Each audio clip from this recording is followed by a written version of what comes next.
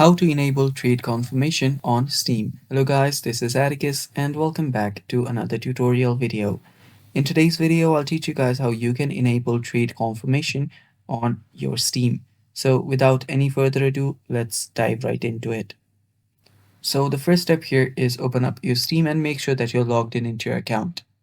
After you do that, head over to your profile.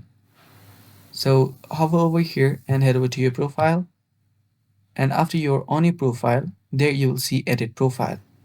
Tap on edit profile right here, and after you tap on it, you will be on your edit profile section.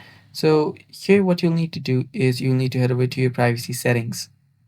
On your privacy settings, there you will see inventory. Simply tap on inventory and make sure that it is public. Also make sure that you have toggled this button on, that is always keep Steam gifts private even if users can see my inventory, or you can simply toggle this button off as well, it's up to you. After you do that, you'll need to head over to your profile. Let me head over here again and head over to your inventory. There we go, inventory. And after you're on your inventory, what you'll need to do is head over to your trade offers.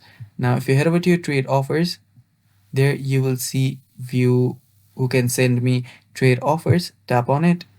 And after you tap on it, if you scroll down, there you will see your URL. Simply copy this and send it to the person you want to trade with. After you do that, you can then head back to your new trade offer. My bad, not new trade offer, but your inventory again. And after you're on your inventory, here you head over to trade offers. And right here, you will get any incoming trade that you want. After you get any incoming trade, you can then simply confirm your trade and you're good to go. And that's basically all for today's video. Thanks for watching. Stay tuned for more and bye-bye.